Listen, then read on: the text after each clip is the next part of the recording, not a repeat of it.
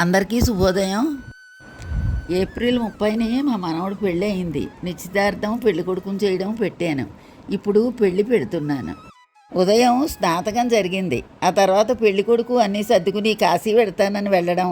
బావమరిది వెంటనే వెళ్ళి, బావగారు మీరు కాశీ వెళ్ళొద్దు, మా చెల్లినిచ్చి మీకు పెళ్లి చేస్తానని గడ్డం కింద బెల్లం మొక్క కొట్టి పెళ్లి కొడుకుని వెనక్కి తీసుకురావడం అంతా చాలా బాగా సరదాగా జరిగింది. సాయంత్రం ఎదురు సన్నాహంలో ఆడపెళ్లివారు మాకు మెడలో రకరకాల దండలు అవి వేసి తల మీద కిరీటాలు అవి పెట్టి చాలా సరదాగా మా అందరినీ ఆట పట్టించారు.